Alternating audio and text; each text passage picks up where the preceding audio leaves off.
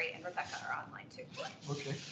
Okay, so we have begun recording. Welcome to the March Design Review Committee meeting. I'm going to call the roll to confirm that our DRC members are present. Omari Davis. Here. Robert Dudka. Here. Rebecca Meyer. Here. Andrew Winter. Here. DRC meetings are held in person and streamed simultaneously to allow commissioners, applicants, and the public to attend online. For members of the board and applicants joining us this evening, if you lose connectivity tonight, please reconnect with us by phone. Keep your devices muted and your video turned off until your item is under review. Meeting chat is active for participants who need technical assistance and should not be used for questions. The public may observe these meetings, but participation in the discussion is limited to applicants and members of the HLRB.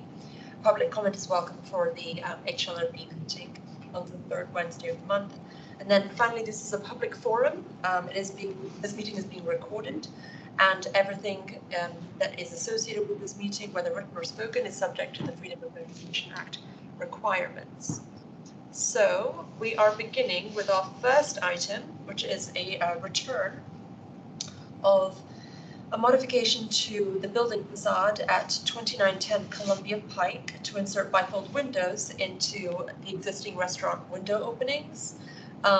This came to us last month, and since then the applicant has modified the application as suggested by the Design Review Committee to insert the bifold windows just into the existing window space. So you'll see on the images where the existing window is in the second drawing, and then above it that same space would be used for bifold windows. This is the design. Mr. Khan, are you on the line with us? No. Mr. Khan has had trouble calling into the DRC meetings in the past. Okay. Do we have any comments about this initially? I had a few. So the drawings are still showing that there's a portion of the wall to be demolished. And I don't know about anyone else. I'm personally opposed to demolishing it because I think there's a strong horizontal datum line, both with the single windows on either side of the proposed bifolds, as well as with the recessed doors on those return walls. There is a window, and those are all at that same horizontal datum, as well as the surrounding buildings on the block, especially the one to the left, looking at it on the street. I don't know if anyone else has any strong preferences on it. It looks like they're proposing to demolish about 8 inches, but I think having that horizontal datum that's going to go up and down will be odd. Can I ask for some? I wasn't there last week, so I'm missing the context of this. What? Sure, Robert, I can tell you a little bit. So I'll pull up the other images as well, so you can see. Yeah, so he presented last month, and he wanted to demolish the existing window openings, those kind of 2 storefront windows on either side of the entrance, and he wanted to put in bifold windows that are full length, and so it would demolish the half wall below the window. But where is this exactly? This building is right. It's right next to what is that? Oh, it's next to Brick House on Columbia Pike. I'm pulling up images. I just am taking a minute over it. It's right across from the Arlington Draft House on Columbia Pike, and this is it's a historic facade in the commercial form-based code. So therefore, we have purview of how the facade is treated, and the DRC talked about it last month, as well as the HLRB, stating that they did not want the window openings to be expanded, and that he could put in some type of different window as long as it's in the existing window opening, which would also mean, like what Rebecca's saying, the size of the existing window openings. Okay. Robert, could I jump in here a second, Mandy? Gotcha. Okay. When you see that image that's up there, the problem is the drawings do not show the windows, the single windows on either side, to the right and left of the large storefront windows. And I think that's what the concern may be, is changing that elevation across there. You're going to have these single windows on either side that are going to be at a different height above the sidewalk than the what is proposed in the drawings, as far as I can see. Right. Right, and then in this photo, you can see the return wall where the entry door is set back, and there's a window on either side. Yeah, in the So I think there's right. just a strong horizontal datum line that I think should remain. And also, if I can jump in, the other thing that I'm noticing immediately is that these folding windows are it's divided into 5, whereas the opening is is now divided into 2. So I could see if you divided it into 4, especially if you somehow carried that line of the that kind of transom line somehow in the in the way that you subdivided the panels. But I find the 5 kind of weird, and I agree with everybody else about the lack of consistency with the elevation of the adjacent windows, either on the end of the facade or in the entry niche. I would agree. I concur with everything that's been said. I think that the horizontal datum line that's missing from the proposed is definitely something that's not exactly what we were looking for. Okay. All right. I will communicate that to the applicant and let him know.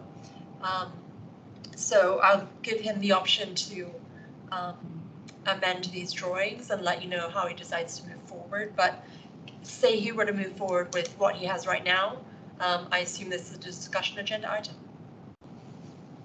Yeah, well, yeah. If he insists on going to the full board meeting, I would agree I with assume that. he will, but he may try to amend the drawings. I just wanted to confirm. Can you ask that the drawings be of the entire facade showing windows on either side? I think that's critical to this application. yeah, I agree with that too. And Robert, you're saying you don't like the 5. And I think it just completely changes the rhythm of the of the facade. I mean, I think that I could see making a concession, to operability to subdivide it into 4 so that you could, have smaller panels that you could open. But the 5 is a completely different rhythm, and it, it took what was a composition of kind of square, window panels and turned it into basically vertical shutters kind of instead. It's a very different feel, I think. I think if they were to show this with the windows on either side, as Andy's suggested, I think you would see how weird this looks. And plus we can't tell, maybe it would look okay because the windows on either side would be the same width as those vertical panels, but I don't think so. So Okay. anyway, that's my thought. Great. I have those notes. I will communicate those. Okay, so our next item is at 3550 Wilson. This is the former Arlington Arts Center, now the Arlington Museum of Contemporary Art. Ria, are you on the line with us? Yes, I am. Perfect. Hi. So we have this application, but I know that you would, I haven't pulled up both the drawings. I know that you changed it from 2 banners to 1 banner. I'm going to pull that up. Do you have the single banner rendering? Not yet. I'm still waiting for our marketing team to send that in to me. The goal of it, once you've pulled up the current rendering, is it either going to be the one shown on the left or the right? We're not changing the actual design of the banner, unless the board has specific requests for whether you prefer the left or the right set of columns. Okay. Sorry, I'm pulling it up now. Okay, so this is with 2 banners, and they are going to be attached to the building with rope and not with any permanent hardware. However, your sign ordinance only allows you to put up 1, correct? Correct. Okay. Yeah. Oh, sorry. Go ahead. I apologize. No. As you were saying. Yes, we learned within the past 24 or 48 hours or so that we would only be able to have 1 banner up. The variance also only allows for 35 weeks, which we're happy to comply with. And the banners, as you can see, they're essentially the same except for the color of the logo. We are going to be going with the pink logo. It's just a matter of whether or not it's on the left set or right set of columns. And this, so 35 weeks, are those consecutive? And will this be annual? So by temporary, what kind of temporary are we looking at? The variance currently is unclear about whether or not it's consecutive. I have a meeting later on, I believe next week, with Essie over at zoning for whether we need to break up that amount of time. As for it being annual, these are temporary banners unless we come up with a new design that we would of course have to reapply for. I don't foresee us having this up for the next 5 years, every 35 weeks. Absolutely. Yeah, I'm leaving anyway.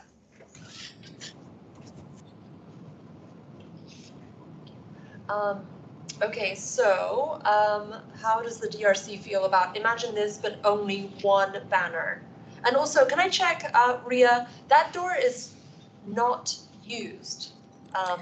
It is only used as an exit or for special functions when it's manned for the entire time for a check-in, but our actual main entrance is going to be around the side. Well, I find the 2 signs, one on either side of the doorway, each encase 2 columns, to be better than the idea of putting only 1 sign up on either the right or the left. This is a very symmetrical, classical building, if you will, and to then disrupt it in this manner, visually right on the street, seems to be, to me, inappropriate. I think that the DRC could recommend that they have 2 of whatever they're going to do, or I just find it disturbing to do this to the building.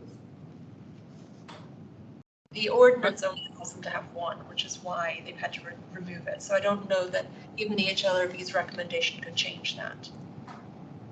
Even under the provision that if we rule that something is in the interest of the historic preservation, because what Andy's saying, I agree with that. This is a classical building. It's got 2 large bays. It's got a symmetrical portico with which has 2 pairs of 2 columns, and then, so it's like, unless you were going to put something on center, it seems weird to have just 1 of them. But I had another comment, which is, I guess it bothers me a little bit to cover up the columns. So the question that I would have is it possible to make the banner out of something that is semi-transparent, so that you can kind of see the columns through the banner, with the logo, superimposed on top of it, so you see it sort of floating in front of the column, but you can kind of see the columns ghosted behind it, which would allow you to have the columns and the banners, and then I would join Andy in, in supporting, us at least attempting to see whether you could have two of them. So the ordinance language you're talking about is for setback modifications. So this is not a setback modification. I don't think that's why the sign ordinance prevents there from being two banners. I could certainly join your meeting, Rhea, if that would help. At the same time, at that point, if you're concerned about the columns being covered and you're concerned about symmetry, you could have a horizontal banner that goes along the top, which is a single banner. It's symmetrical and it wouldn't be covering the columns. You could do that. That would be another approach. We have not ordered the banner yet, but some of our material tests also show a semi-transparent material that you could see the columns. I will certainly ask zoning about moving it to a single horizontal banner. They seemed. I definitely will check with them. I absolutely appreciate the board's support for having the two banners. We thought it also looked it looks visually correct this way. We just want to make sure that we're also abiding by the zoning ordinance. Right. Let me ask something else, because how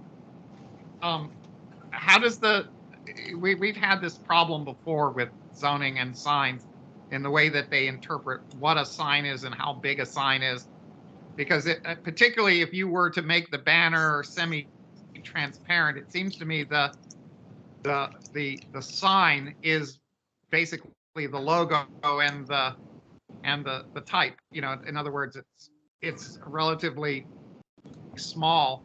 It's not the whole banner if it's semi-transparent, because you're seeing through it. So banner is just the support for the sign, if you want to put it that way. So I don't know if that's at all helpful or not, but it's a thought. I am happy to take all recommendations. Yeah, and I haven't been on the meeting, so it sounds like, but in general, the DRC does not object to banners on the front of the buildings. They like the idea of both. You don't object to the design. So in general, am I getting the impression that the DRC is supportive? Well, I also the other I don't understand. Again, I missed the beginning of this. So if this is a permanent museum, it seems odd to only be able to have the banners for 35 days. Weeks. But 35 weeks. Sorry. There's the monument sign in the front. Is that going to be changed as well, Rhea? Eventually, not this fiscal year, and we each part of our building is essentially a different county department. So I've been working with at least the front of the building because we have a clearer ordinance about that. Our other things we will eventually submit to you will be parking lot banners and then the monumental sign. Our goal with these banners is to celebrate exhibition openings. I see. Especially we had the summer and fall exhibition, so we would love to have these up so people know that our building is still active. Most of our constituents many people don't know that we've opened up since COVID, so we're trying to draw the eye a little bit more. As far as the 35 weeks, we would love to be able to have them more often, but at this point, I've been working on getting these banners up for 9 months, and this has been the closest all the county departments have agreed that we could have it.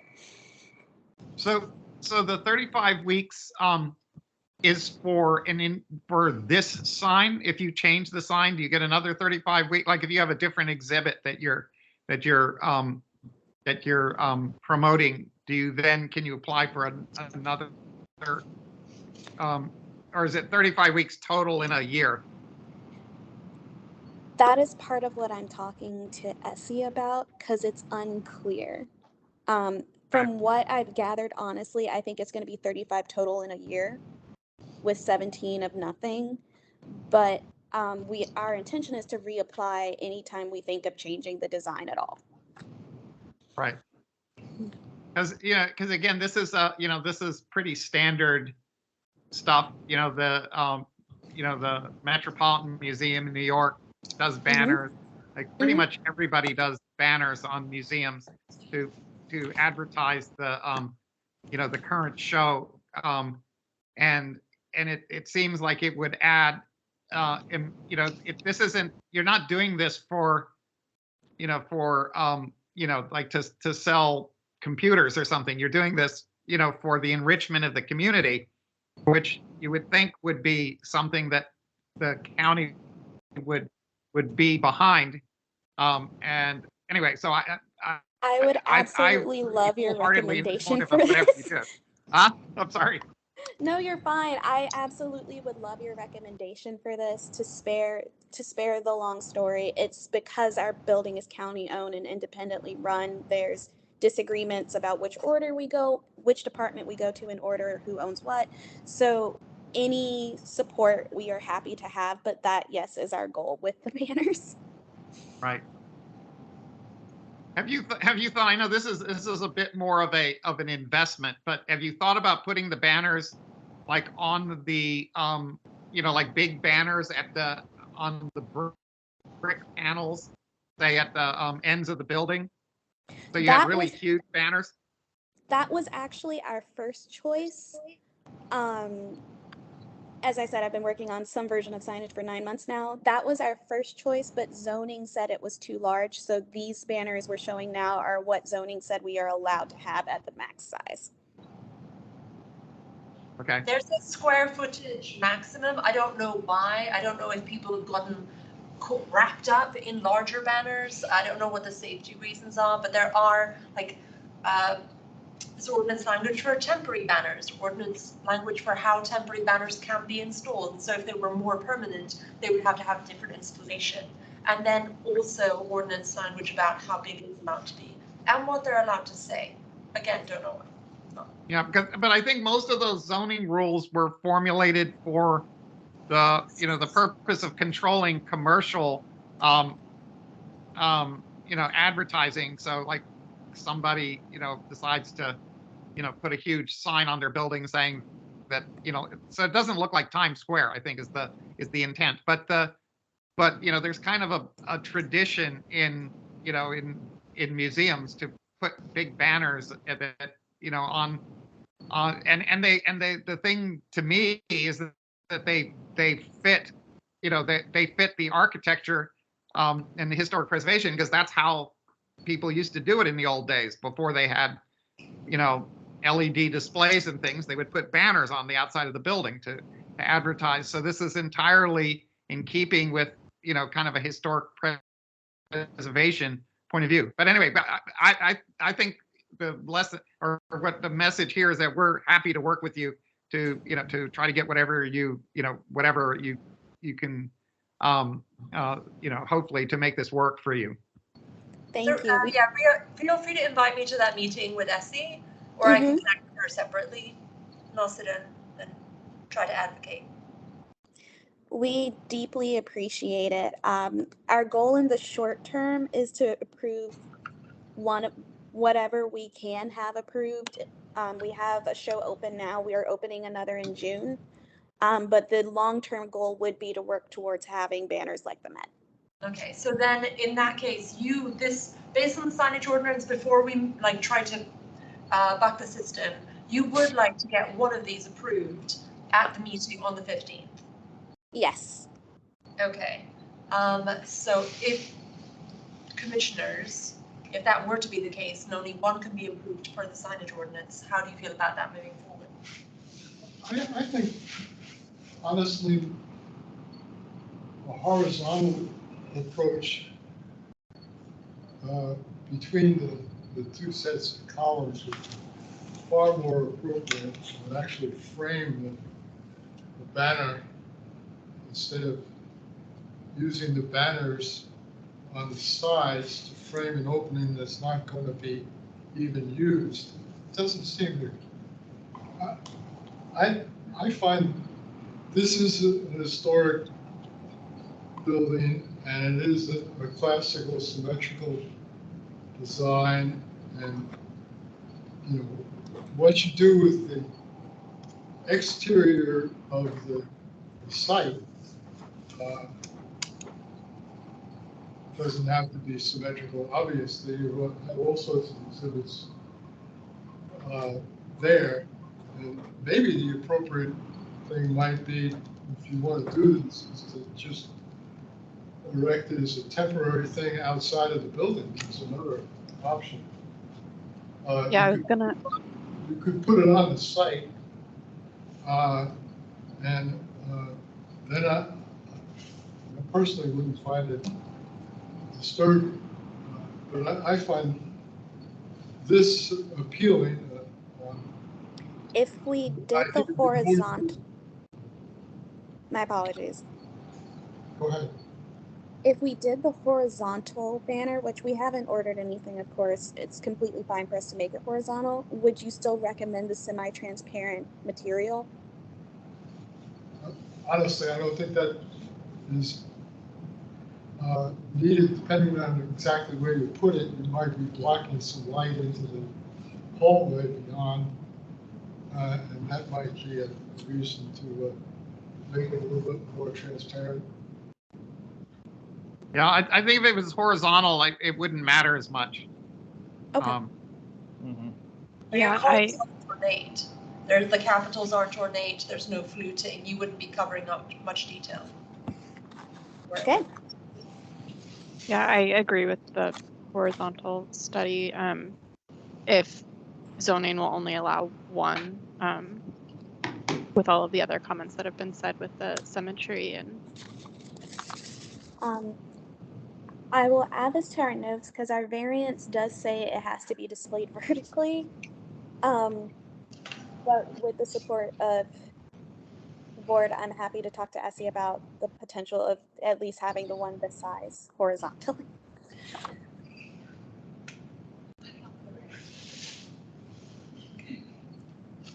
Well, thank you for your patience. So I will work with you this week. So projects going through this process, we have an additional week amendment period where we can change the plans up until they are submitted to the HLRB next Wednesday. So that could be something. And then, since we don't know what will be going on the agenda, I assume the commissioners feel comfortable with a discussion agenda, and then we'll see what has been worked out with zoning, and then see what they are proposing. How does that feel?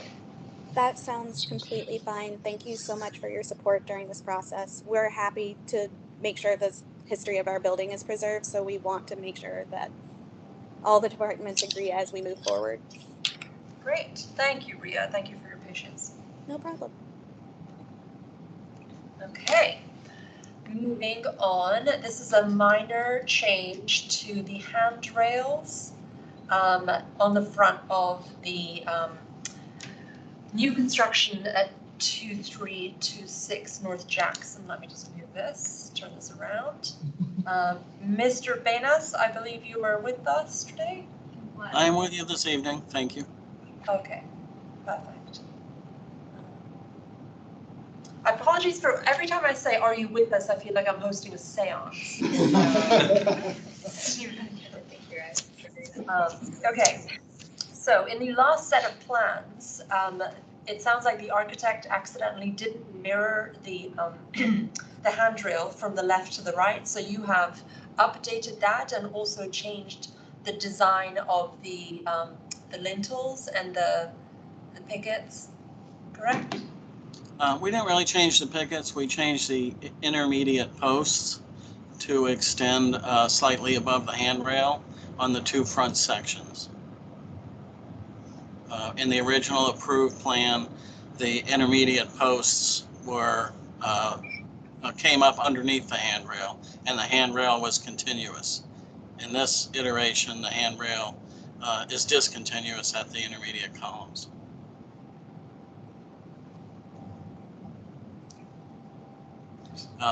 While we were looking at the plans with one of the staff folks that came out to talk with us, we noticed there was a couple other issues that had never really been fully addressed when the handrails were added to this project.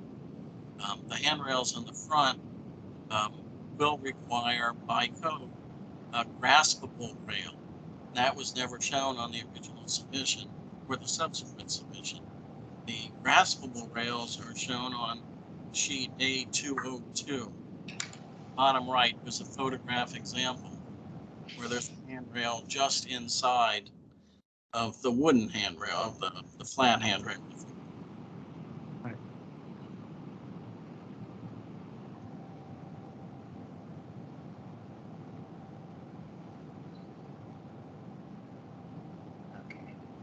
Okay. Any questions from the commissioners? Not on this part. I assume there's the back stair also, right? Yeah, the stair didn't change. I mean, the rail is a rail. I'm sorry, there's a side stair. Yeah, the side stair. Yeah, the original plan called for grade. Actually, we're not sure exactly where grade's going to be, but we're kind of hedging our bets that we may need a handrail based on a code requirement that there be no more than 30 inches from the platform to finished grade. I'm not sure that it's going to be needed, but I wanted to show it for you all in case it did and kind of get a pre-approval if it's needed. We prefer not to use it if we don't have to, but if that's the way the grade turns out, then we want to have that option. Right. Okay. Does anybody have any comments about this? Well, Andy, I don't understand why you need the post above the handrail on the front elevation. On the handrails that run between the major posts, you just have that short post. It's not what's usually done.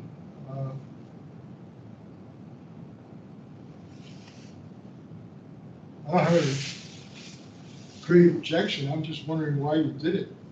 Well, there's kind of two reasons. One, the handrails that come up the stairs, the two handrails, one on the left, one on the right side, as they come up, they are actually higher than the horizontal handrail. So those posts that those handrails tie into actually want to be a little bit taller so that the handrail has a better detail for its termination. And so when we did that, it made more sense just to kind of keep that theme on the front and on that side. Okay. Anybody else?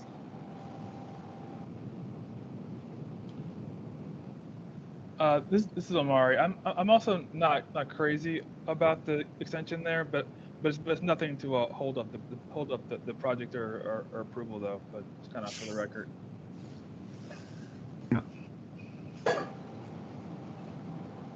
So, Rebecca, do you have any thoughts? I think the same thoughts that have already been shared. I understand all the code implications for it. So I don't think it's...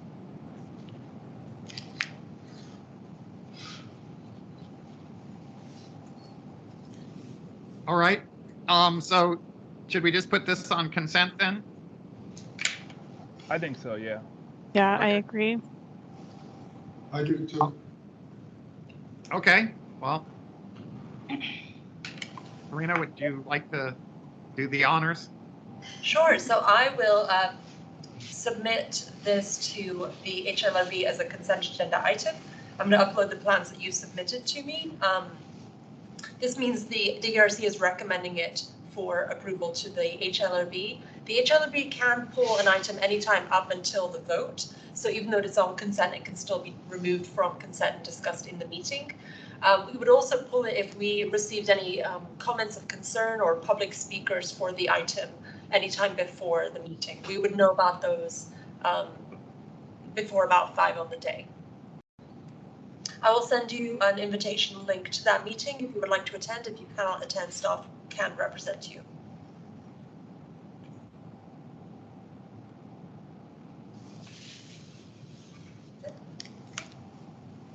Well, let me just throw in that I think this is pretty non-controversial.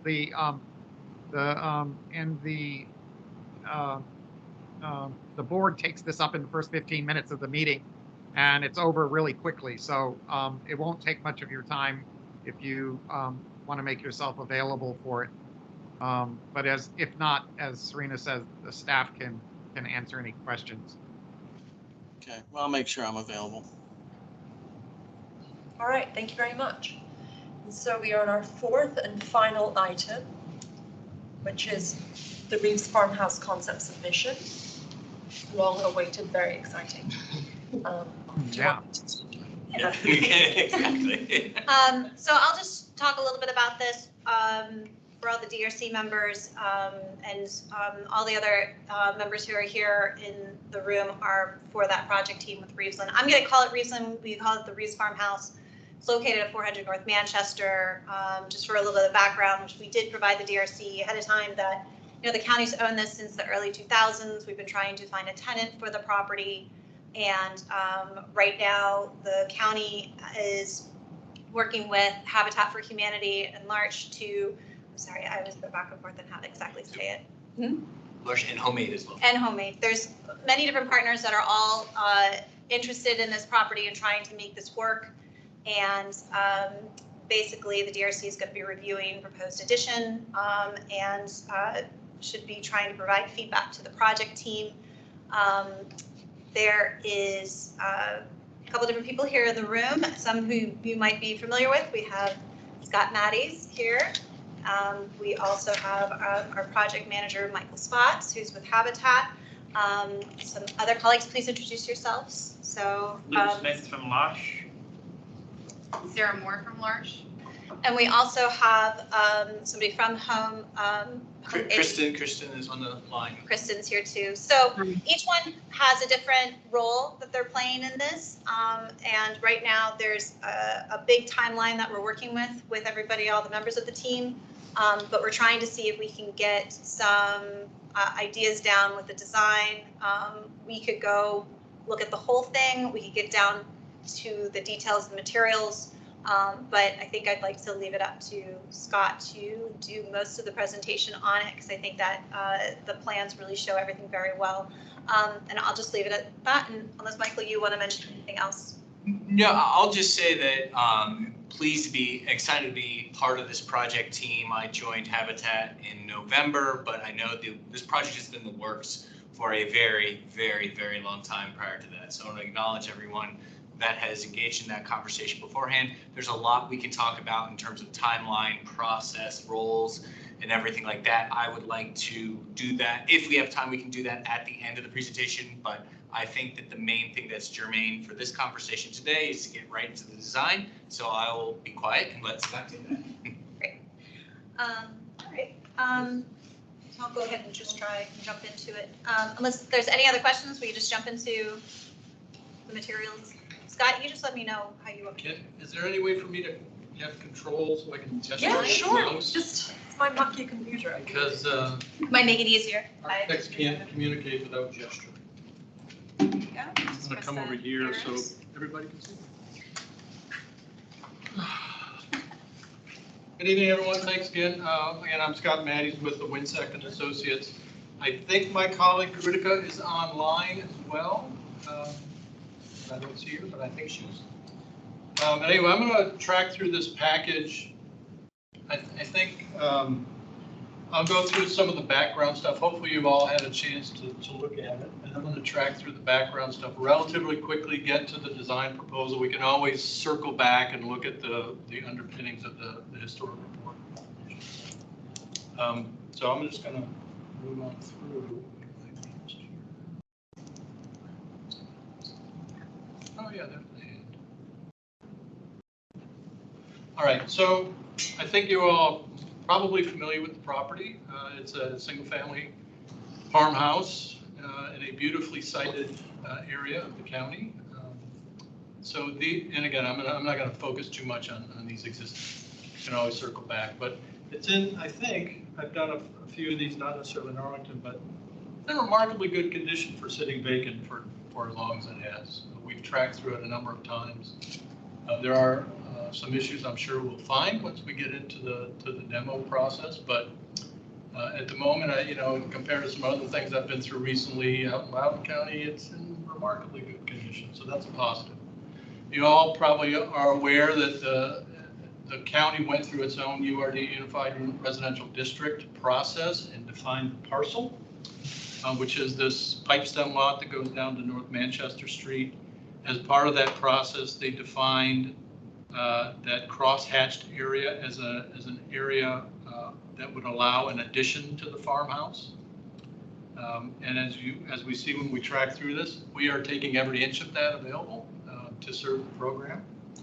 And so the property that is defined is about 13,000 square feet. So it's at about a third of an acre or something like that. So it's not a particularly big property, but it is a single family zone. It's still an R6. The URD really doesn't change the use parameters of R6, but it changes sort of the setback parameters. You can see the addition that's allowed there is about within 3 feet of the property line. So the setbacks are modulated. And that's really sort of the primary thing that's different in the zoning relative to the URD, other than creating the parking itself. So this is from, and I brought a copy if you haven't seen it. The John Milner and Associates is a historic consultant. They did a report. This is from their 2004 report that they did for the county, and it outlines the historic evolution of the property, starting from the left, moving to the right. And the graphic code here is that if it's effectively white, black and white with black lines, white background, it's the building during that phase. And if it's grayed out, that's existing during that phase. So starting on the left, there was the small, what's known as the Torreyson tenant house, which was the smallest component. And that's, I can't read that on the screen. That's from circa 1878. Plan 2, the second from the left, circa 1899. The first building phase of the Reeves farmhouse was built. And the Torreyson tenant house, I don't know exactly where it was on property, but it was moved into the position that it is today. It wasn't there at that stage. And then subsequent to that, Plan 3, directly in the middle, is circa 1904, as basically doubling the size, roughly doubling the size of the original farmhouse, added the porch to the front. And that's, at that time,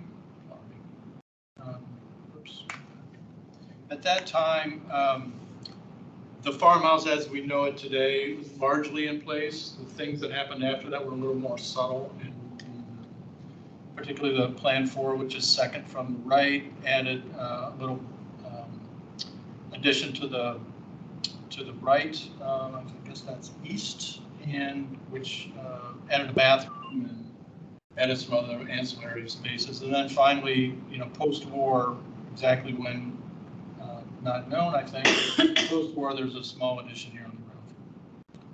So that, and as we kind of track through this, color's a bit washed out on the screen, but hopefully if you saw the original PDF that was submitted, these existing condition plans and pictures help reinforce what was built when. So again, it's ground floor is lots of public space, parlors, social rooms, kitchen, etc. Upstairs were bedrooms, bathroom to the rear, nice stair hall in the front that leads you up there, as long as you lower your head as you walk up, because there are some headroom issues there. That's why we wear hard hats. And then on the, what is that? Effectively the attic, which we intend to use, and we'll get to what that implication of that means relative to the plan and the massing, is a usable attic, probably a bedroom. The foundations vary depending on the building phase. There is a small full cellar, which was part of the 1904 build out over here. And the crawl space under the original farmhouse, there's a fair amount of foundation joists on dirt, so we're not quite sure what we're going to find when we get to that point, but there's likely some deterioration of that. So the farm, so this is our site plan, and what we're going to show you are, we started with what we called in this package the baseline option, which was our first iteration that we shared and discussed with staff, with Lauren and with Cynthia. Got some feedback from those meetings. We developed 2 alternates based on their feedback. They're all in here, so we felt, you know, even though we got some good comments, we thought we would maintain the baseline option, show it to the DRC, get some feedback or some comments on that, and then present the subsequent 2 options that grew out of that based on comments. So those are alternate 1 and 2. And this is a snapshot of all of them. So starting from upper left going clockwise, the existing condition, the baseline option, and apologies, there's a typo here. In the lower right is actually option 1, and then in the lower left is option 2. And the differences that we developed, options 1 and 2, are all about the rear and how we intersect with the original back farmhouse. The program is largely the same in these 2 options. We do get a little bit more program space on the second floor, but the size of the addition, the footprint of the addition is basically the same in all options. The differences would be in the massing and how we connect to the existing farmhouse. So the baseline option, so again, existing and proposed. The primary thing to note here is that it's a 1-story addition to the rear, again, building out that whole footprint allowed in the URD. We've created a simple gable form here. We'll see a perspective view of that that creates sort of a motor court at the arrival. You can see the drive aisle coming up from Manchester Street. There will be somewhat expanded parking than compared to what exists today in order to serve the program. But that creates a motor court. There's some definition on either side. We'll see that in perspective in a minute. And then there's a 1-story addition or 1-story component to that, which is a flat roof component, which is the primary intersection with the rear. And this little piece here, if you can see where the cursor is, the program really requires an elevator to serve the population. Along with some of the developmental challenges of the residents, there are also physical challenges. So an elevator is really very, very important, really essential to serving the program. So that's what you see, this bump. That only goes up to the second floor. It doesn't go up and serve the attic. But I think part of the comments we got from staff when we were talking is, that is a little bit of a bump on the rear of the facade. It's, the massing of that, and that's this piece here. You can see sort of the corner of the existing farmhouse is that edge, and that 2-story piece directly adjacent to it is the elevator. This whole back, and this is right there where the cursor is, if you can see it, that's the original Torreyson tenant house. That's the oldest piece on the property. It also has the lowest headroom, and the greatest challenge is architecturally converting it to usable space. So our thought now, having been there most recently and spending a little bit more time up there, is that the best we can do is to do a cathedral ceiling condition where we take out ceiling and capture and get the headroom we need for that elevator and the corridor that we'll see when we get to the plans through a cathedral ceiling condition. That's really the only way it works. So we'll see that in a little bit more detail. But this scenario had a small portion of flat roof here. And the pitched roof of the addition at the that's the western end. So the intent there is to create a, it's like farmyard architecture. You create a court. It has an identifiable mass to it that's we think of a scale that's more similar to some of the outbuildings that used to be on property, the house or the garage that was torn down. But we conceive of that as sort of a farm outbuilding in its form, and give it a diminutive scale to to the primary residence. I think so. That is the primary rationale for that. I want to direct your attention to this. If you can see the cursor here, that's a proposed dormer on the original farmhouse, and we'll get to why we need that. But that's in order to provide headroom in a new stair that goes up to the attic / 3rd floor. There just isn't headroom without that. And through staff's comments and recommendation, we've looked at a different form. This is showing a shed dormer. We've also looked at a gable form for that, which you'll see in the package. So this is option 1. And again, it's existing and proposed. Again, the footprint of the addition really hasn't changed. And this form here really is the same, which you'll see some detailed changes there that were recommendations we got from staff. But the form of that is basically the same. The primary difference in this scheme is how we address this area here. So instead of just a sort of a smallish bump to allow the elevator to exist and then a flat roof surrounding it, we basically kind of extruded that end form and maintained the roof line and continued the roof line back, and we'll see a better view of that in a sec here. But then between those two roof forms is a small section of flat roof to make a distinction between the forms. You can also see there, well, I'll point out here, but so in terms of the site strategy, the sort of the urban design form of this area, it's really the same from this perspective of coming up the drive aisle. Here you can see, the slightly different form. It's a gable dormer instead of a shed dormer. I think either is acceptable to us, depending on what the board feels. The other things I'll highlight here are the differences here is, the gable's running in the same direction. The primary gable here, running in the same orientation is a broken pediment gable. The gable here that exists running in the opposite direction is more pedimented gable. So we've done a broken pediment here to reinforce that connection. The other thing we've done is we've sort of reduced the amount of fenestration. The baseline scheme had double windows for those two on the front. We've made them single windows, a little bit more in keeping with the single window language of the original farmhouse. Those are the primary differences there. And you can see here on the rear view, again, here's this form. That's the end. That's the existing end, and it's got this sort of trapezoidal, uneven, unsymmetrical roof form. It has the open porch at the base. Unfortunately, we do have to encapsulate that open porch in order to get the addition to work and the program to function properly. And in the next scheme, we'll see an homage to that, so to speak.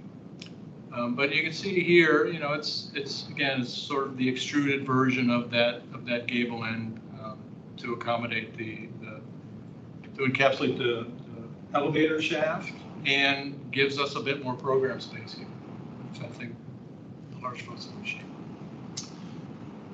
And so this is option 2. Everything I just said about sort of the extrusion of the form, at the back that encapsulates the elevator, all the same. The primary difference here is we turned the gable with that one-story piece that was more independent. Now we've turned the gable and engaged it with that same roof. So there's more continuity of the roof form, and from the ground floor, from ground level, it's a little bit different. There's a little bit different feel. You're faced with not a gable end at this edge, but an eave. So it breaks down the scale from that perspective. Maybe that's possible. We feel like, from an architectural perspective, any of these are acceptable.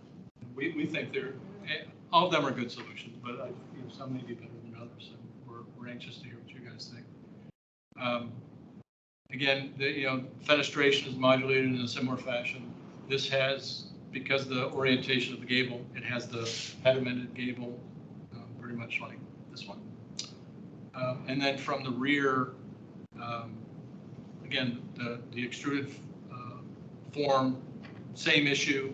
Here we've added a little bit of a sort of a recess or a notch in the facade, just that sort of ghost of that that open porch that we have to encapsulate to get the program to work. When you look at it, the elevation of that, the proportions actually look pretty good.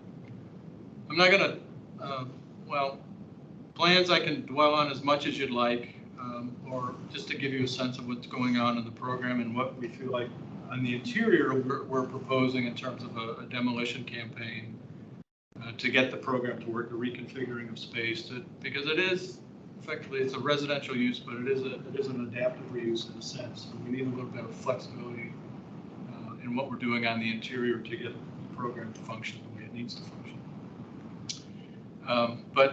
So on this code here in plans is on the right are existing with demo, proposed demo. On the right is the proposed new plan. So you can see obviously the big addition to the rear.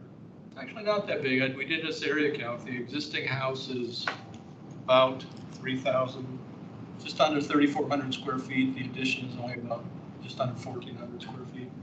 So as a area proportion, it's relatively diminutive as well.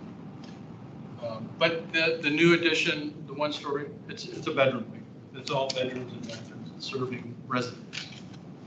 All the space that's sort of the public space on the ground floor will be reconfigured as public space within the residence. Social spaces, kitchen, dining, all that sort of stuff, just like a regular old single family. And then as you go upstairs, there is a bit more demo upstairs in order to get the corridor that exists on the second floor is awfully narrow. So we do need to make that a bit wider to get that to function properly. So you'll see a bit more interior reconfiguration upstairs. We're adding a bathroom. This is the elevator and some storage adjacent. The position of that elevator, again, is relevant to the ridge of that addition, that component to the rear. So that's the maximum headroom, coincides with effectively the center line of the elevator shaft. Upstairs, there's one bedroom in this scenario and a couple multi-purpose rooms. The stair that goes up, so right now this is part of a stair hall. You can, I think, see the stair coming up here and landing on the second floor. There's a very small, what's known as a guest room, but it's a very tiny room. It's really kind of a big closet. What we want to do is convert that into a stair hall that goes up to the third floor, currently the attic. There's a little closet here, which creates a terrible headroom problem coming up anyway. So that closet has to be taken out. It just doesn't work. And what we'd like to do is just a stacked stair, L-shaped stacked stair that takes you up to the attic. And then that necessitates the need. And if you remember briefly we saw that image, it's knee walls up to 4.5 or 5 feet, and then the under eave or under the rafters is the space up there. The position of this stair takes advantage of that, but this dash line you can sort of see in this on the screen here is where that dormer would be in order to get the headroom at the top of the stair. This is just a very quick iteration showing either of the two alternatives, the additional program space on the second floor here. So it adds a 7th bedroom, which again, programmatically is a real advantage. To get configured with closets, et cetera. It's just a kind of a dumb box at the moment, just to give you a sense of what it means in plan, these two alternatives. And what to say about that? Roof form, pretty much the same. I'm not going to really spend any time on these elevations unless you'd like to. They're not, developed to the point with enough detail for a final submission for you all to review and comment on. But what our goal here is to get some feedback on the site strategy, the general massing, and once we have a more firm direction as a team, we will then be circling back and infusing it with more detail in order to make a formal submission, hopefully in the next cycle, next round. That was I think a pretty fast pretty fast run through this. I'm happy to circle back and dwell on any of this or answer any questions you might have. Before you jump in, DRC members, I see Cynthia has her hand up. I have a feeling I know what she might say, but go ahead. Let me see if I'm reading your mind, Cynthia. I don't know. Hi, everyone. Thank you for that great presentation, Scott, and walking everybody through everything.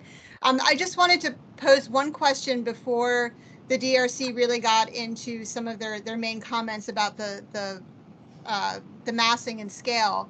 I was just wondering, could Scott or someone from L'Arche maybe give a really quick overview of the program of who's going to be using the house?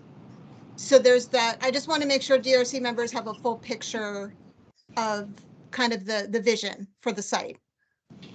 Yeah, I can have, thanks, a great question. Thank you. And thanks to the committee. L'Arche is a home for people with and without intellectual disabilities. So we live as a family. We live together, people with disabilities and without disabilities in our homes. We have 2 homes in Arlington, South Arlington, and 2 homes in DC also. The program is to create another L'Arche home. The program is to create an opportunity for the county to welcome more of its residents to live in the county, who live with the experiences of intellectual disabilities. The opportunity here is one that creates a lifelong home, is what I believe and the community believes, because of the ability for us to have a housing space that is on grade, so we don't require stairs. All of our current homes need to have stairs in order for us to create the program space because of the confines of the lots that we're in. This space doesn't do that. It gives us the opportunity to welcome someone throughout all of their life through the program. It also creates an opportunity for us through the other program areas, the second floor mixed purpose use areas, for us to welcome people into our homes and into our community. That's a big part of who we are as a community, is to have that opportunity for engagement and encounter of people with and without intellectual disabilities. You'll see a number of bedrooms. The 4 bedrooms are for people with intellectual disabilities, and the other 2 or 3 are for the support people, the assistants who live in the home. We do live together. I lived in one of the homes, Sarah's lived in one of the homes. So we really are living as a family. We are breaking down some of the barriers that we've created around the commodification of work and of labor around serving people with intellectual disabilities, and said we are living together as a community, as a family, and we're cooking together, we're attending to our homes together, and we're building community together. And I'm really excited that the county, so thank you, have said that this is what we're going to do with this home, because it's a great resource for us as Arlingtonians. It's a great resource for us as a community. So that's a short version. Thank you. That was great. Thank you. I just wanted to make sure everyone had the full context for what the site vision is here. So with that, we will be quiet. We're available in case DRC or others have specific questions, but we really look to you, DRC members, to give some I don't want to use the word critical, but give some really sound feedback and direction to the design team, so then they can continue forward to finalize their design here in the coming weeks. Okay, well, who would someone like to start? Robert, I'd like to start, Andy. Sure. Okay, Andy. I'd like to ask some questions to begin with. First of all, I'm quite familiar with the house. I was an historic architect. John Miller wrote the original report in 2003. Hope I got some things right. I think, as I recall, I think you've got a good deal of it. A lot of the holes in the walls in the interior are stuff like the structural investigation.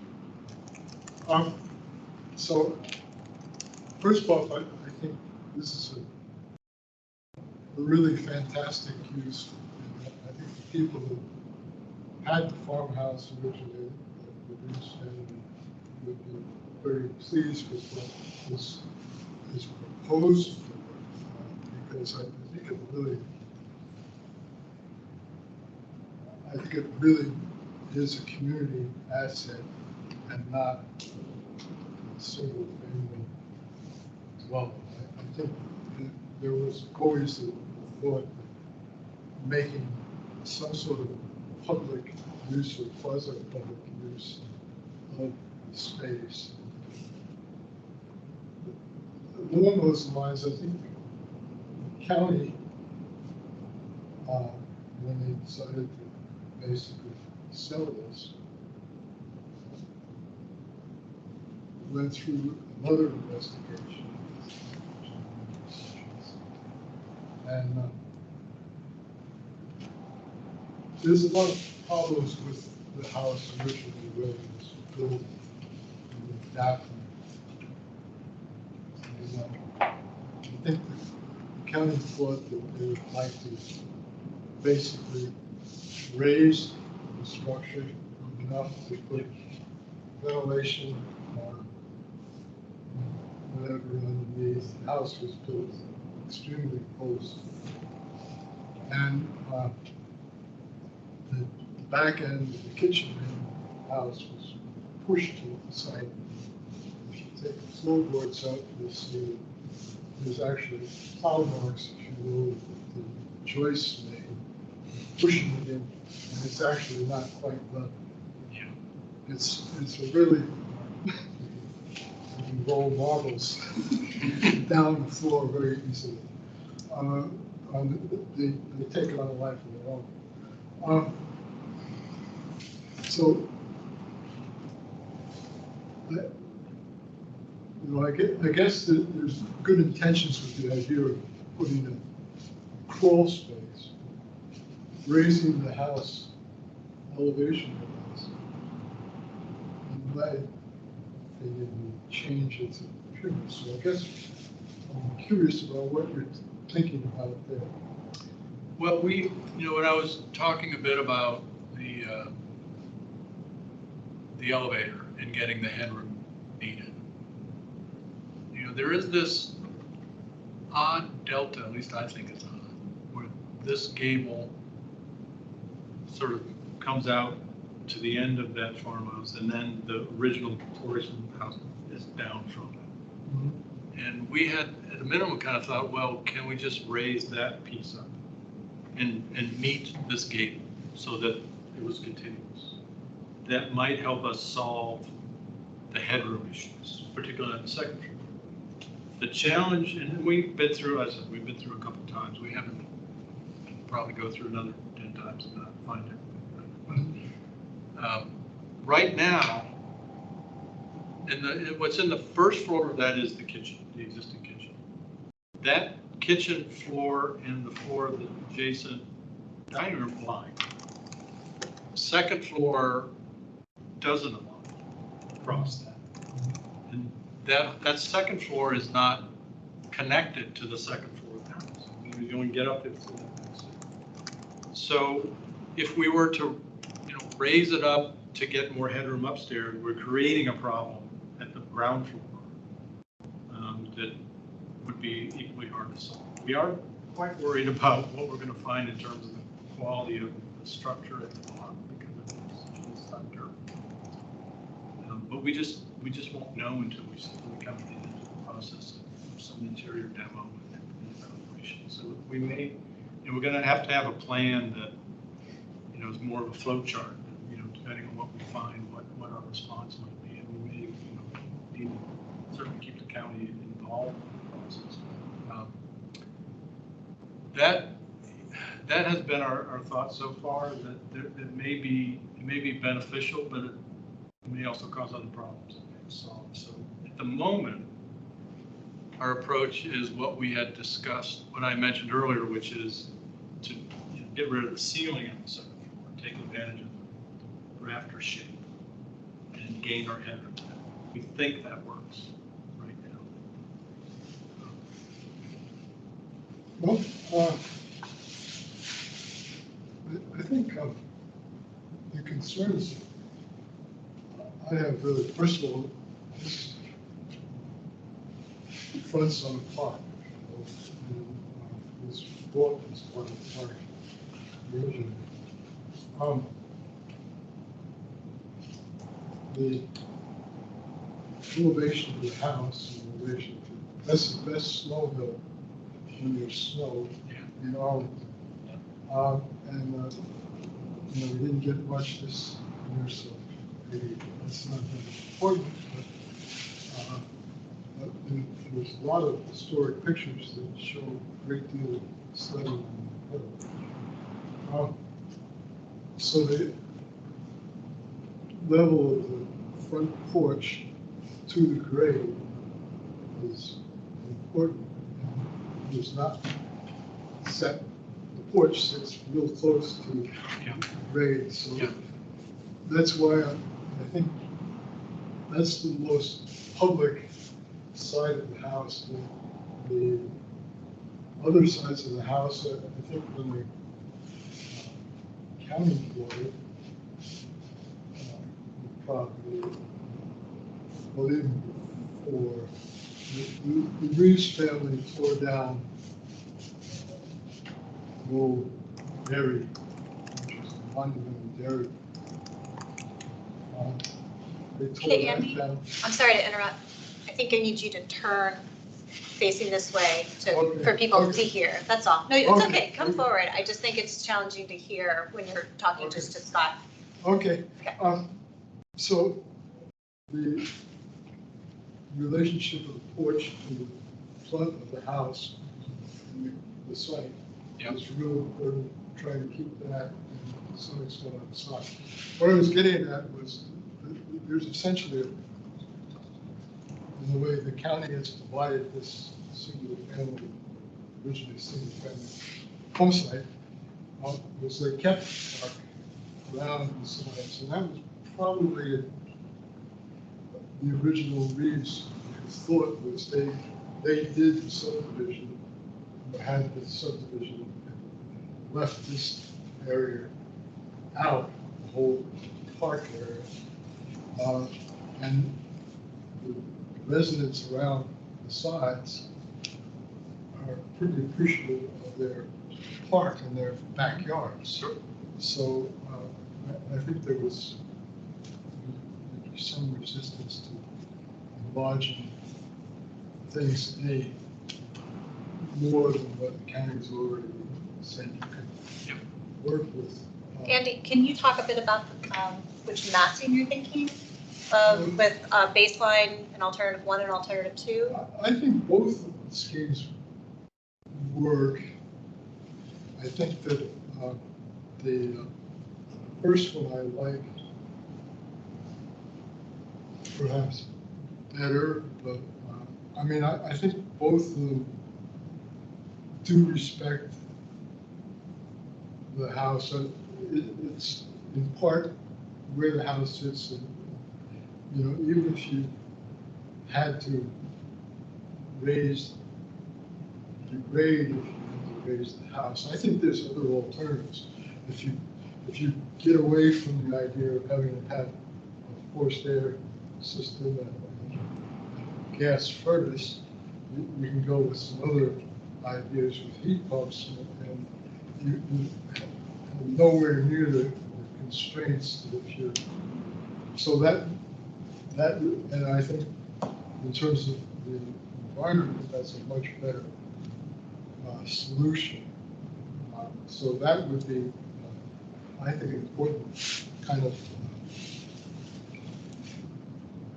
way to look at it, because I think the crawl space to a great extent ends up being used for the gas furnace. Yeah. And originally there was a coal furnace. There's still some coal dust. Yeah, there's a big boiler down in that cellar and a hot water heater. We are planning to use the cellar for some mechanicals. Mm-hmm. Exactly how much, and what it is TBD, but we're not going to try and put programs against them. And I think the gable forms are, the gables are basically the original house, but the kitchen was the original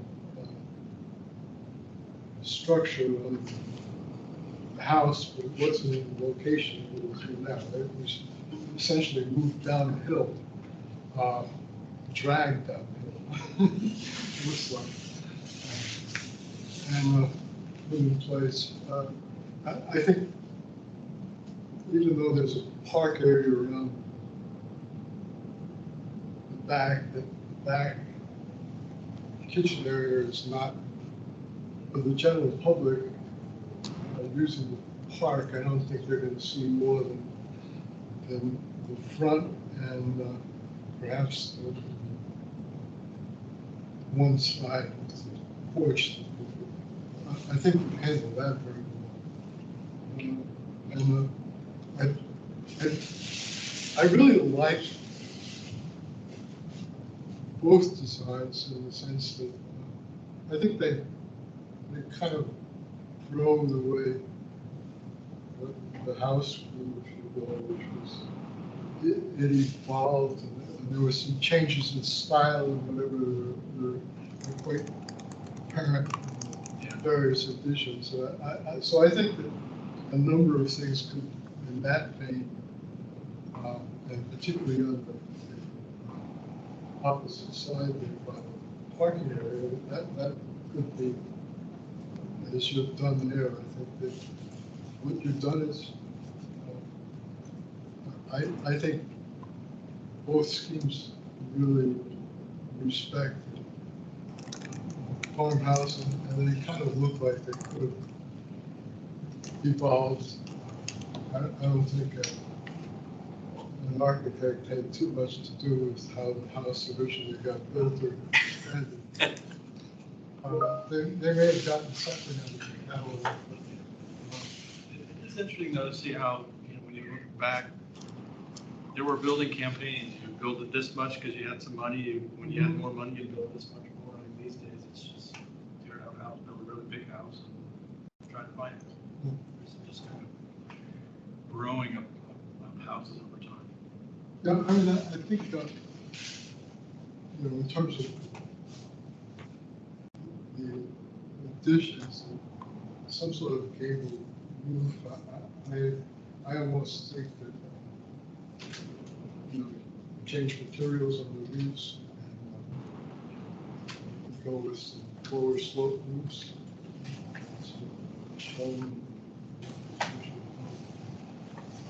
Over time, because the house was built over a long period of time in various editions. There's some, well, let's put some unsavory aspects to the areas, particularly about the kitchens. So if you resolve those, that was used as hired hands and whatever houses for them, and they probably were let go in the winter, either that or froze. Yeah.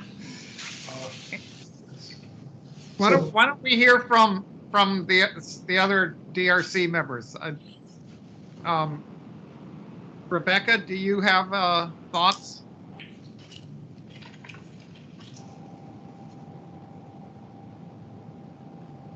Rebecca, if you're talking, you're muted. Sorry, thank you. I agree with a lot of what Andy said. I think both schemes respect the original design of the house and the character. I appreciate that both of them step back. I don't know that I have a strong preference one way or another for which one is proceeded. I think the benefit to option one would be the roof lines and not having a low point at the middle. But I think option two has with that lower roof, just from a water shedding perspective, that I could go either way. Rebecca, I just want to make sure the rendering that we're looking at right now, it's switched. Scott, can you find, because right now alternative option 1 is actually 2. Yes, because also there's a baseline and alternate 1 and alternate 2. So there are 3 options we're considering in addition to the original. Got it. Okay, so that is option 1. Can you go to the next 2?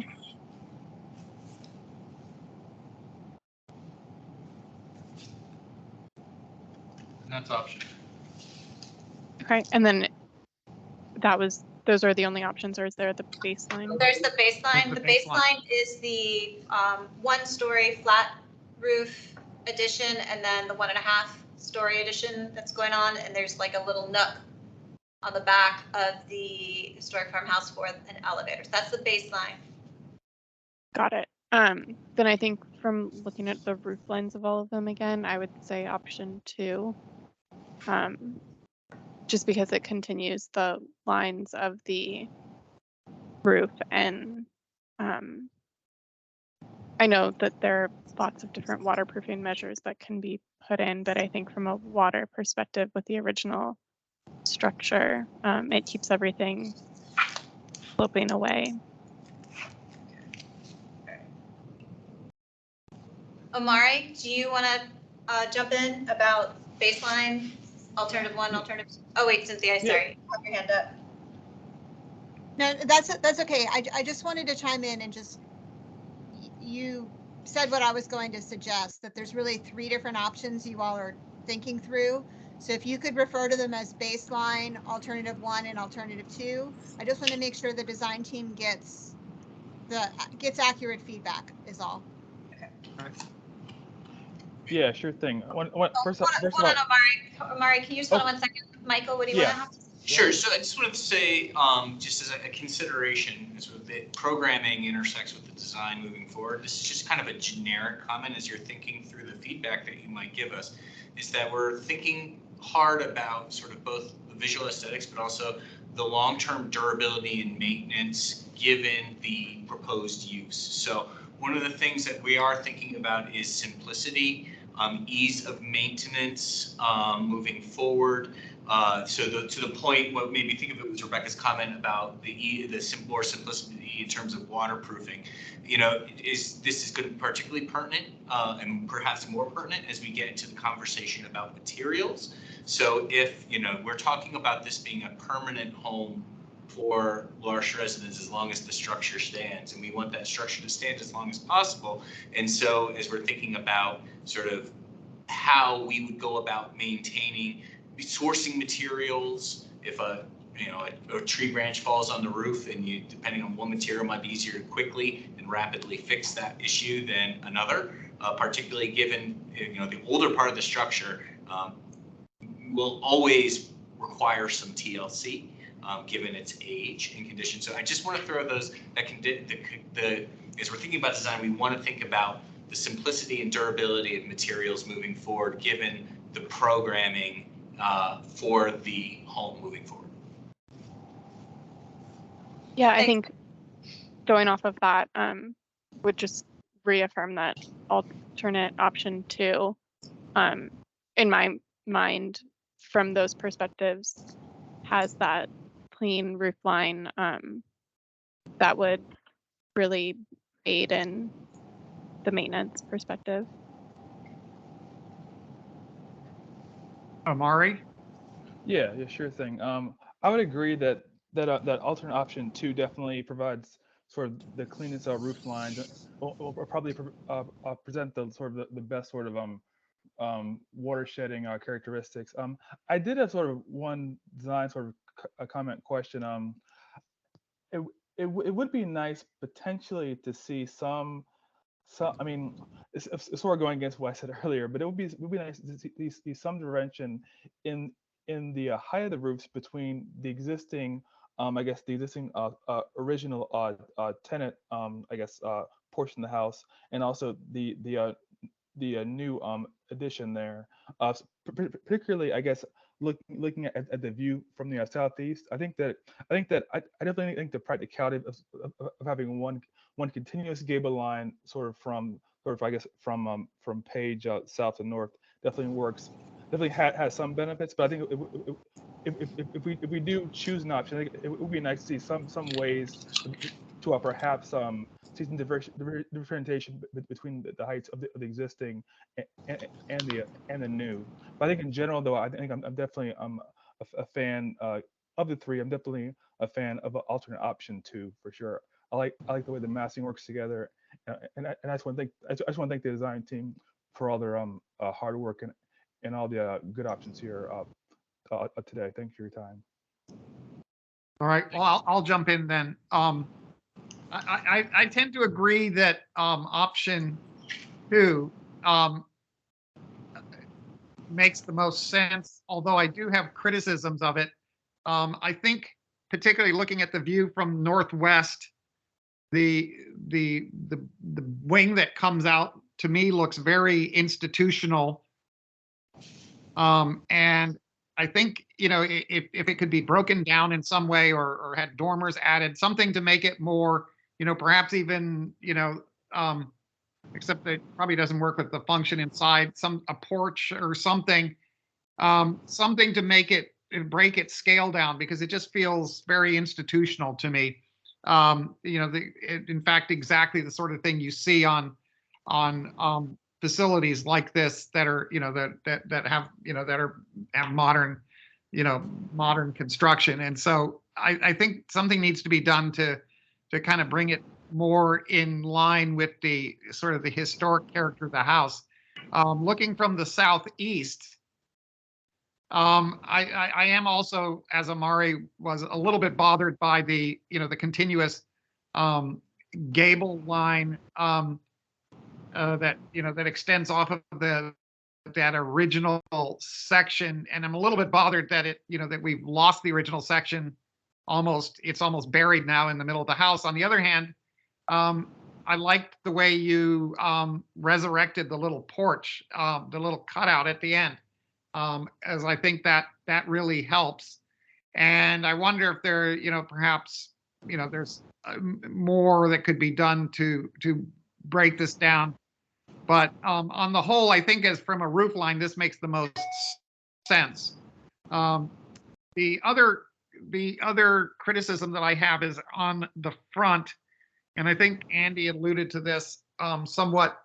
The porch, to me, having been there and spent a fair amount of time, walking around, and to me, the most wonderful part of this house is the porch, and it's wonderful because you have this incredible, sitting on the porch, you have this incredible view across this park that is, because it's a park, is never going to go away. They're not going to build townhouses, in front of you.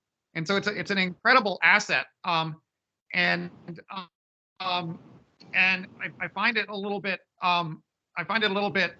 awkward that you've chosen to put the ramp across the front of it, when it really should be a place for, for everybody in the house to come out and sit out on the porch and watch the people bicycle by in the distance and so forth. So I would suggest that you rethink how, and also it is from a historic preservation point of view, I think, as Andy mentioned, is one of the most important parts of this house, and particularly in the way that it meets the ground, where it's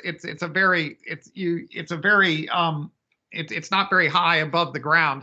And that's one of the things that really connects this house to the landscape. So I would look at finding a different way to ramp up, onto the porch, probably down at the other end somehow, and also to somehow maybe and I know this is tough because of the pipe stem that you've been handed in terms of the site boundaries, but it strikes me having the parking lot right next to this porch takes something away from it. So if there was something that could be done, at least with, by moving the ramp and then maybe putting some landscaping, to kind of shield the parking a little bit from the porch, so that when you're sitting on the porch, what you see is not a parking lot off to your left, but this park that opens out in front of you. I think you should be able to do something along those lines. And I think that would really, I think it would respect the historic house better, but it would also add, I think, an incredible amenity to this house. I mean, for the residents to be able to just go out and sit out in chairs on the porch there would be really, really pretty nice, I think. So anyway, those are my comments, and I also support some of the other comments about trying to distinguish between the old and the new. But my main comment about the option 2 is to try to break it down a little bit more to make it, particularly the long wing, to give it a smaller scale so that it fits better with the house. But anyway, but I also want to compliment you on some really nice work, and we all appreciate what you're doing. And can I ask any direction towards the dormer? Great. I think the dormer you mean up at the attic to take care of the stair? Yeah. Yeah, I think that I'm fine with it. I think I prefer the shed dormer. Is there a shed dormer? There's an existing shed dormer. I prefer the shed dormer. Yeah. Okay. So you like the shed versus the gable? Yeah. Okay. Rebecca or Omari, can you tell us shed or gable? Shed for me. Okay. Shed as well. Okay. Shed would distinguish it from okay. Gable additions that were made previously. Made it okay. A little bit more. And Andy, I just want to clarify. You said that you kind of didn't really have a preference between baseline, alternative 1, or alternative 2, but now that you've kind of heard everybody, are you still leaning that way? I still think that if we see option again.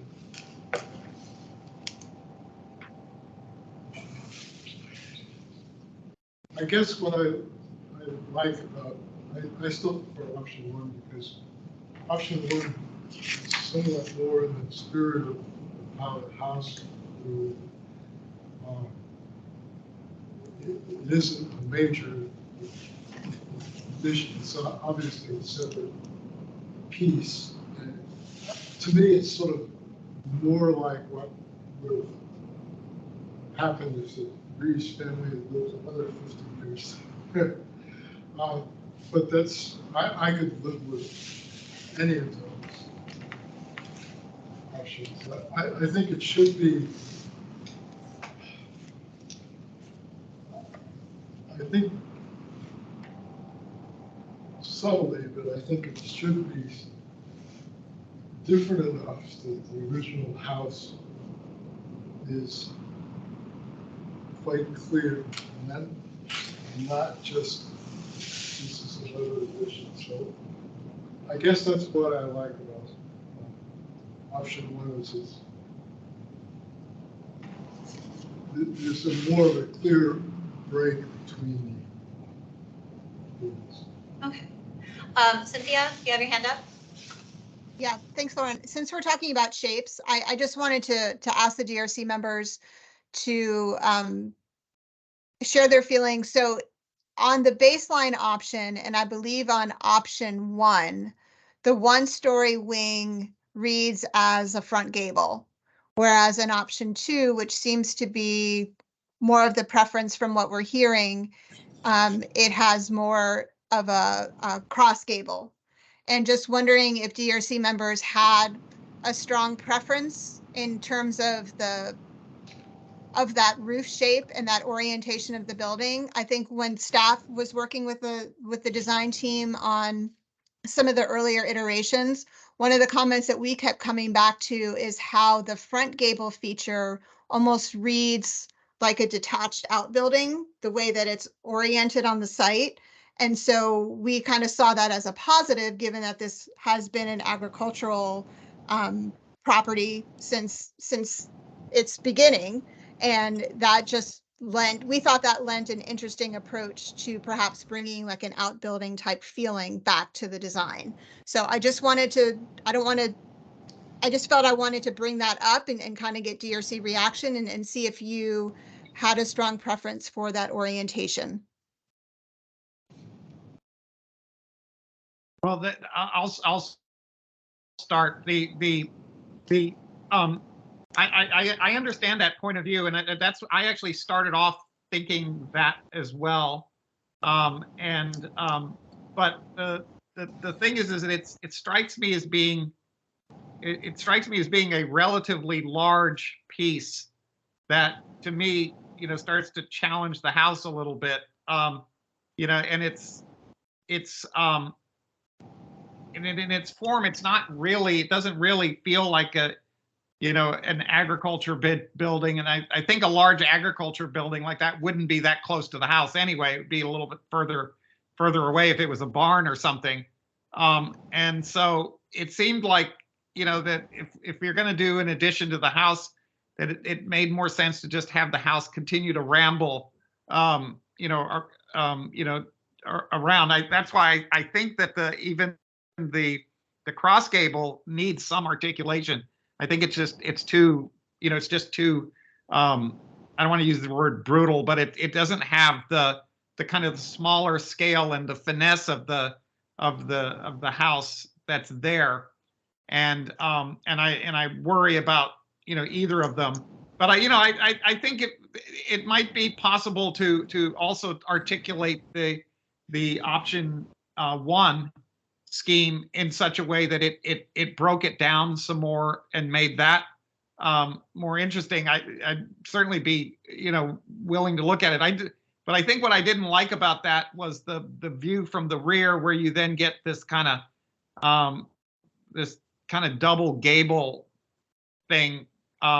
It's I don't know. It's this sort of as opposed to just having the. I liked the way that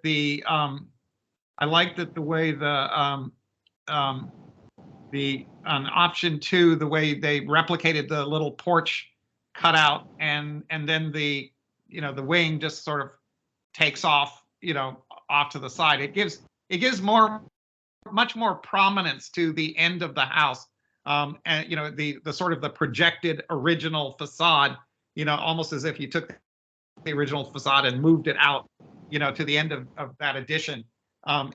It seems to me to preserve the character of the back of the house better, option 2. That's how my thinking evolved. Does anybody else want to chime in on that? I guess I'd like to add one more comment. Okay. The house has got a lot of Reeves family in it. There's a boy's bedroom with cowboy wallpaper.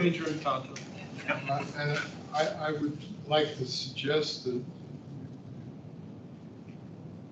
get a piece of it intact. You're not the only one who wants a piece of that. That's a good. There's also that's a good fundraising thing, right? Yeah, to your point, Andy, we want to be able to tell the story of the house. Okay. A big part of who we are is telling the story of our people, and this house gives us an opportunity to tell the story of the house. That sounds good. The room that you referred to as the closet or whatever, as I understand it, is a sewing room for the wife. That was her room for her activities. So I think you ran a staircase through that, and it is a small room, and it works with the stairs. I think it's appreciated. I have a small comment, which is, I realize we're talking big picture right now, and I've noticed it mostly on baseline and alternate 1, and that's an alternate 2, so if we go toward that, may not be a problem, but I'm seeing large expanses of unbroken siding, and I realize we've not talked about materiality at all, and you are trying to focus on low maintenance options, but I just thought it's in particular on the extrusion, so like when you're looking at it from the southeast. And so I just thought if we could eventually consider something like false windows represented by closed shutters, or something that could break up that surface without actually impeding any of your operations, and just be something so that, because we only tend to see large swaths of unbroken siding on very modern structures, and it tends to also give away the composite materiality, or vinyl siding tends to be like that. You don't tend to see it with wood very much because there was very little unbroken wood of that line. But it is extremely minor, and this may be something that you're going to deal with anyway.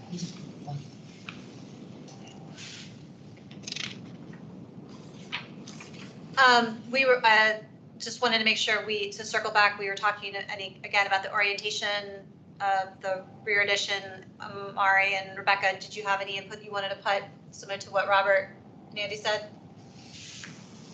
Not too much more to add. I guess I would just sort of echo what Robert said. I think that the long sort of gable or long the option 2, the sort of long sort of more brutal addition, that should be broken up in some way. Not really sure what the answer for it is, but that should be broken up in some way. Yeah, and I'll just echo what has already been said.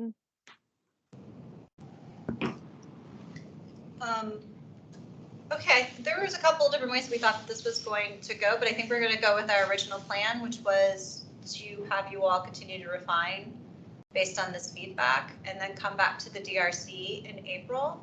And basically, with everybody seems very comfortable with the shed roof for the dormer, and I think if everybody agrees to have you all continue refining alternative 2, I would imagine when we get to that point where we would go to the HLRB, they will want to see what were all of the variations that were offered, baseline, alternative 1, alternative 2, but on the feedback that the DRC is given tonight, and then whatever your feedback is in April would be focused on alternative 2.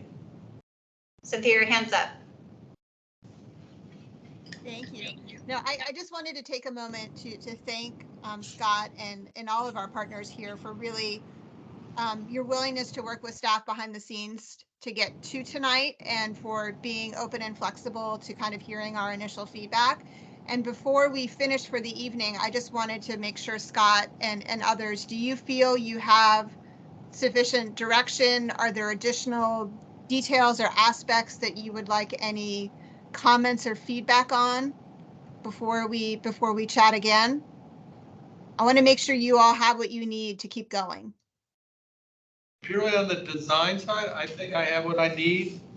I just want to raise the question around the handrails on the porch. Yeah. Because not the ramp, but I'm just thinking about making sure people don't fall off. And so that's the only. And I appreciate Robert's comments on and Andy on the front, the porch, and the ramp visually obstructs that. Not a better place for a ramp, I know that, but we will study it for sure and come back with some alternatives. And we could certainly get in there's a side door at the end of the addition, both for egress, but it's also an access point.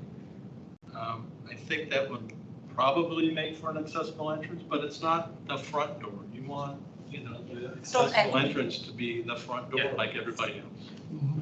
So we will certainly study it, but I'm not that hopeful that there'll be an alternative solution, but we will definitely study it, bring something back.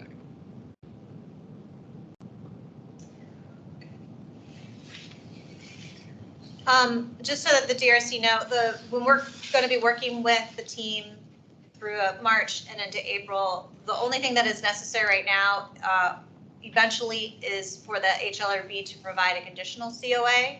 And so understand that as we're coming up with the massing, confirming that that's what everybody's comfortable with, and then I'm sure we can get into a little bit more maybe details about the materials possibly during the April DRC, but all of the details that can be figured out farther into the future, but as long as they at least have an additional COA that the HLRB is comfortable with how the addition is being proposed, that is really what the project team needs to move forward, with the understanding that they will need to come back with some of the extra details in the future. Because this is a nice, long new partnership, hopefully. So, okay. Any questions? Okay. With that, that is our 4th item. Yep. And we have finished the agenda. Congratulations on surviving your first DRC meeting. Thank you all. Thank you. Thank you. Thank you. Thanks, everybody.